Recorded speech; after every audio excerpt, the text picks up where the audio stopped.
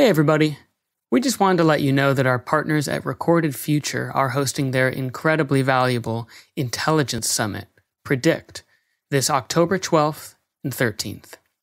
During this virtual event, speakers and sessions will explore how intelligence empowers defenders with the visibility to make faster, smarter, more confident decisions. There are always thought-provoking keynotes, and this year there will be more than 40 breakout sessions. We hope to see you there. Visit recordedfuture.com/predict to register. And now, a message from our sponsor, CyberReason. Cybersecurity defenders don't fear ransomware, they end it. With CyberReason, defenders detect and stop ransomware that even others miss. A promise backed by their $1 million breach warranty. At CyberReason, they don't fear ransomware, they end it. Learn more at cyberreason.com.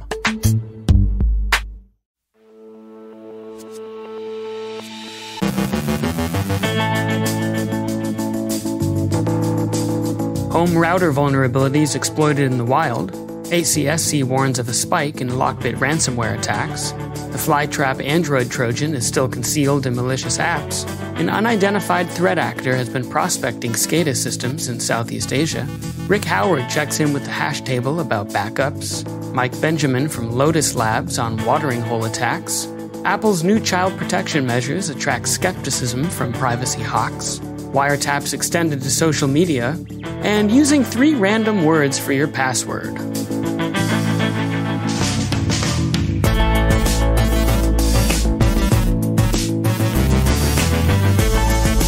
From the CyberWire studios at Data Tribe, I'm Elliot Peltzman, in for Dave, with your CyberWire summary for Monday, August 9th, 2021.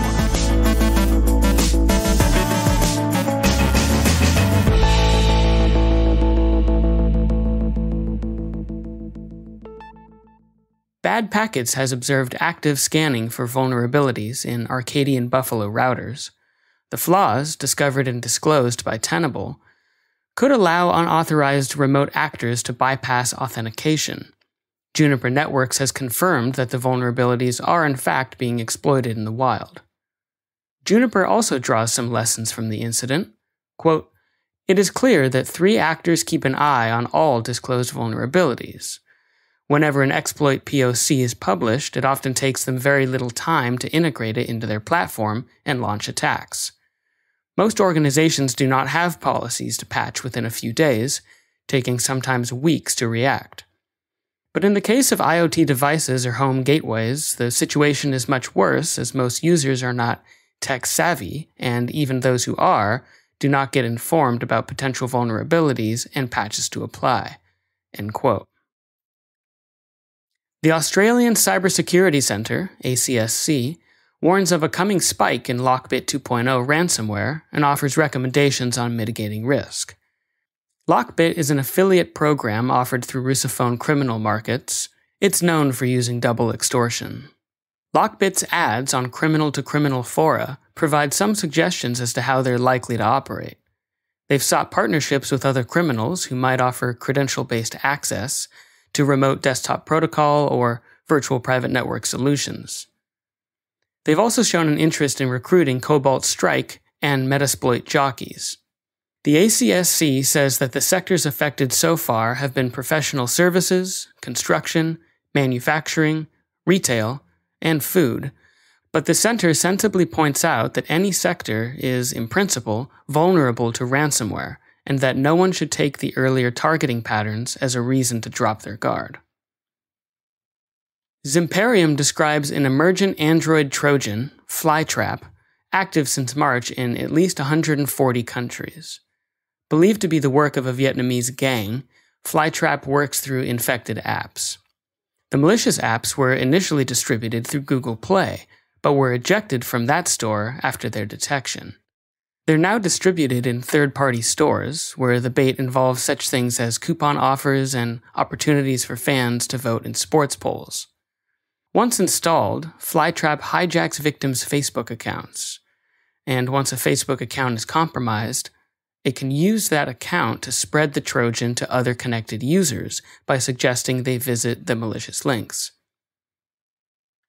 Symantec last week described a campaign against infrastructure targets in Southeast Asia that ran from November through March. The unnamed country prospected by what appeared, the evidence is circumstantial and Symantec stopped short of unambiguous attribution, to be a Chinese intelligence collection and reconnaissance effort which saw intrusions into water, power, communication, and defense companies. The threat actors seemed interested in SCADA systems. It was also successful at living off the land, using legitimate services in its operations and in keeping a low and hence difficult to detect profile. Symantec's conclusion reads, in part, quote, "A skilled malicious actor from a different country gaining a deep insight into a country's critical infrastructure by compromising multiple critical infrastructure organizations, including a defense organization, could deliver a lot of valuable intelligence into the hands of adversaries. The Colonial Pipeline attack in the US in May 2021 showed the serious repercussions attacks on critical infrastructure can have, and this campaign makes it clear that it is not just US infrastructure that is under threat from malicious actors." End quote. It's also worth noting that this sort of collection is also consistent with the reconnaissance necessary for a battlespace preparation. Apple has announced child protection features that have aroused suspicion among privacy advocates. The measures involve, among other things, scanning iCloud content for objectionable imagery. Some critics see a slippery slope to intrusive surveillance of users. Others see Apple as having taken some careful steps toward protection against child exploitation. We'll have more on Apple's changes and the reaction to them in this afternoon's pro-privacy briefing. The Baltimore Sun reports that police in Harford County, Maryland, in the course of a drug trafficking investigation last year, sought and obtained a warrant to listen to the suspect's phone conversations. That's ordinary enough, but, as the Sun observes, the authorities also had the warrant extended to cover communications over Facebook. The interception works only when end-to-end encryption isn't enabled. This is expected to become more common as people increasingly rely on social media for communication. Aaron Mackey, a senior staff attorney for the Electronic Frontier Foundation, told The Sun, "I think there's a reality that when you have a system that allows for users to create content to message others, it will be a valuable source of investigative leads for law enforcement. What this sounds like to me is use of existing law to access communications. It is perhaps novel that they have deployed it in this particular context, and law enforcement is realizing that they have this capability." End quote. And finally, looking for a complicated, hard-to-remember password? Are you substituting certain characters for letters, like a 0 for the letter O, or an exclamation mark for the letter I? Most of us do. It's a way of meeting the kind of complexity criteria many sites and services now require. The character substitutions are a way of making something complex that you still have a chance of remembering. Britain's National Cybersecurity Center, however, recommends using 3 random words instead. The various bad actors who seek to compromise your passwords are as wise to the character substitution as you are, and they've tailored their attacks to account for it. Could they guess the 3 random words too? Sure, but that's a different and arguably more complex process. The NCSC writes, quote, "Faced with making yet another password with specific requirements, users fall back on variations of something they already know and use, falsely believing it to be strong because it satisfies password strength meters. None of this is helped by long-standing and poor advice that passwords have to be memorized, and storing them in any way, either in a password manager, a browser, or on a piece of paper, is risky." End quote. Is there a chance someone could access your storage place? Sure, the NCSC acknowledges in a footnote. Take writing it down, for example. If it's on a post-it note that's going to wind up in the vain selfie you take, then consider it discovered. But they think the risk is lower than the risk of using the same password everywhere.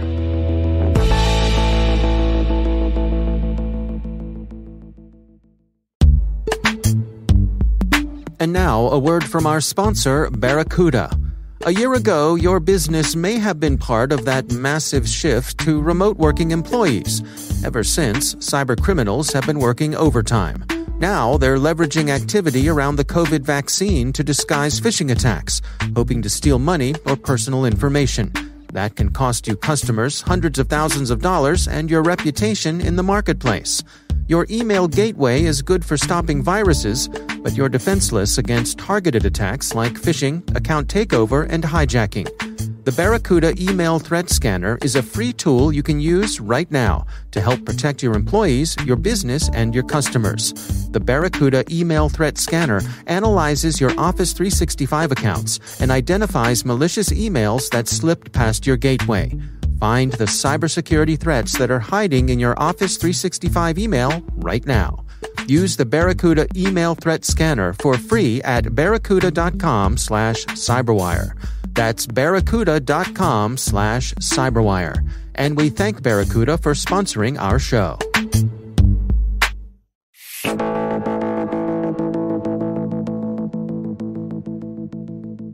And it is my pleasure to welcome back to the show the CyberWire's Chief Security Officer and Chief Analyst, Rick Howard. Hello, Rick.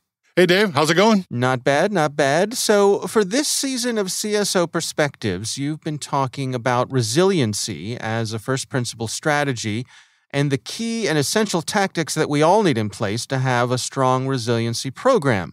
Now, you did a deep dive on encryption in the first 2 episodes, and you're winding up 2 episodes on enterprise backup programs. Our listeners will remember our each of us had sob stories. Tell. Yes. But this week you are talking to a couple of our hash table members. I'm curious, anything surprising coming out of those conversations?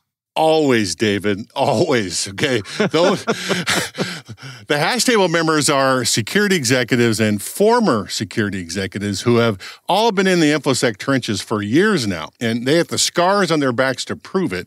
And I love those discussions. They have a way to bring me back down to earth when I say stupid things like, all you need to do to protect against ransomware is encrypt everything and back up everything, as if those 2 actions were the easiest things in the world to do.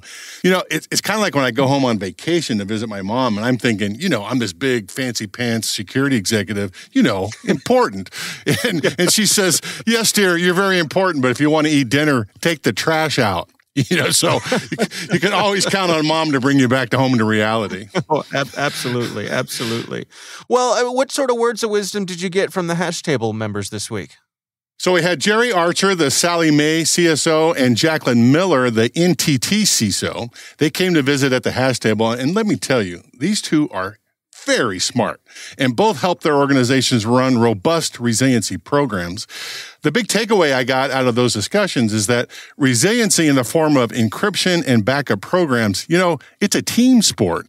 There's no CISO that I know of that is the king of the kingdom and can just say, go forth and implement encryption and backups under my authority. It doesn't work that way. Disaster recovery and business continuity planning and execution touches every business unit. And then once you get everybody on the same page about the plan, testing those schemes and keeping the other company executives in the loop about decision points in a crisis, that's a full-time job that never ends. Yeah, absolutely.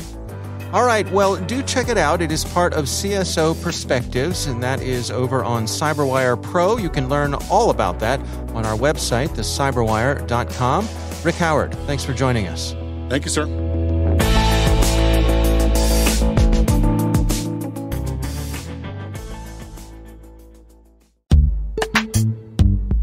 It's time to take a moment to tell you about our sponsor, LookingGlass, a global leader in cybersecurity. Just a quick glance at recent news reminds us that cyber threat actors are becoming more sophisticated, organized, and deliberate. The reputational, financial, and operational damages from these attacks are increasing at a truly alarming rate. How is your organization ensuring that your defenses stay a step ahead of the cyber attacks? LookingGlass can help you tailor your threat intelligence to ever-changing attack vectors and adversaries. Tailored threat models help your security team work smarter, more efficiently, and proactively to optimize your cybersecurity investments. Find out how your organization can develop customized threat models at lookingglasscyber.com/cyberwire. And we thank Looking Glass for sponsoring our show.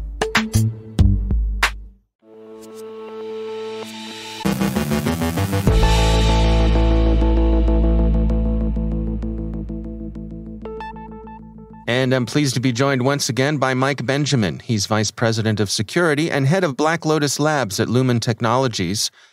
Mike, I wanted to check in with you on some work that I know you and your team are doing when it comes to router hacktivism. What can you share with us today? Yeah, so back in the May timeframe, we saw an actor go into a number of devices and replace their configuration with a text file. And we thought that at first glance that the attacker was breaking in order to do something nefarious with the configuration, reroute traffic, do things we see when people typically attack routers. But in this case, the text file was literally text. It was writing. And so the person who took this action was releasing a manifesto, so to speak, and overwriting the configuration with their view on the world, so to speak. And as you might imagine, when you replace a router configuration that has certain syntax with just blobs of text, it's not particularly good for the router. That was my next question. So please, what happens next? Well, as the router tries to interpret the configuration, you might think that it puts us in a position where it would just fail syntax, but the actor actually replaced the configuration. And so in this case, the router had no configuration and it would cease to operate. It didn't have any of its IP addresses, its interfaces, all the things that you need in order to allow routing were all gone. And so the device was no longer serving its purpose, and whatever its purpose was now causing an outage. Wow. How broad was this? How many organizations got hit this way? We saw in a range of about 100 organizations hit by it. And the good news is that it's only 100. Obviously, if you were one of those 100, that wouldn't have been a particularly good day for you. But really, it's an ode to the fact that the way the actors attacked had been cleaned up over the last couple of years. So they abused something called the Smart Install Protocol. That's a default configuration in certain classes of equipment. And as we think about making technology easier to use, of course, zero-touch provisioning and plugging things into a LAN and having them just auto light up and auto register themselves is where a lot of technology has gone. Unfortunately, some folks in a misconfiguration still leave that exposed to the internet. So when you have a device that's made for simplicity of install and you leave it plugged into the open internet, you're asking for trouble. And so this particular actor was able to access what was meant to be sort of a plug and play protocol remotely and just walk right in and take control of the devices. I see. So in a perfect world, the folks who had these devices, they would have locked out these capabilities from being remotely accessed. Absolutely. So this is not dissimilar to the lessons that we would tell a consumer around SSDP or UPnP protocols. These things are really handy inside of a closed environment where it's just you as a network administrator, or your business, or whether you're a home user. When you have those protocols, don't expose them to the internet. Keep them locked down. And really, it sort of relates back to that underarching philosophy we should all have in information security, which is to minimize the attack surface. And so if this protocol shouldn't have been allowed out, there should have not been an ability for it to get out. Just a default deny on some of those outbound exposed services, a default way to make sure that those things don't get out on the internet, because we're all human beings. We're all going to forget a step when we do things from time to time. So making sure those defaults are there so that it can't happen in the first place is really important. Yeah, it strikes me too. I mean, it wouldn't a router be something that would typically have a more, a gentle way of going into some sort of fail-safe mode? The particular devices probably are more accurately described as switches. And so while modern switches all are capable of being routers, because a lot of us find reasons for running them that way, they weren't intended to be WAN routers. They weren't intended to be exposed at the edge of an infrastructure. And that's really where that sort of default would come into play. I see. So in terms of lessons learned here, I mean, any broad advice for the folks out there? Well, number one, I think really make sure that you understand the technology you're deploying. Make sure that you understand what might be exposed. To set those defaults within an environment. A default policy is something that can save your bacon, so to speak, when you deploy things that maybe you miss or maybe you don't fully understand. And then lastly, pay attention to news like this when things occur and make sure you double check your policies and your infrastructure.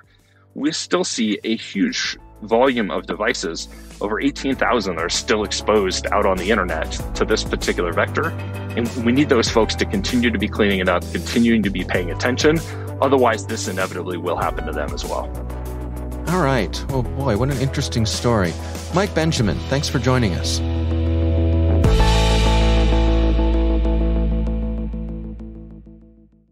Thanks to all of our sponsors for making the CyberWire possible. If your company would like to reach 250,000 unique listeners every month, send us a note at thecyberwire.com/sponsor.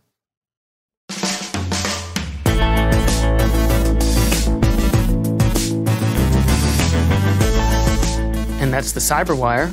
For links to all of today's stories, check out our daily briefing at thecyberwire.com.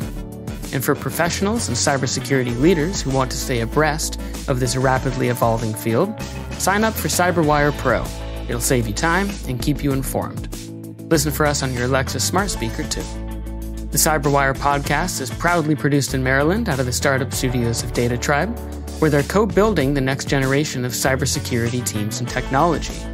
Our amazing CyberWire team is Trey Hester, Puru Prakash, Justin Saby, Tim Nodar, Joe Kerrigan, Carol Terrio, Ben Yellen, Nick Valecki, Gina Johnson, Bennett Moe, Chris Russell, John Petrick, Jennifer Iben, Rick Howard, Peter Kilpie, and I'm Elliot Peltzman filling in for Dave Bittner.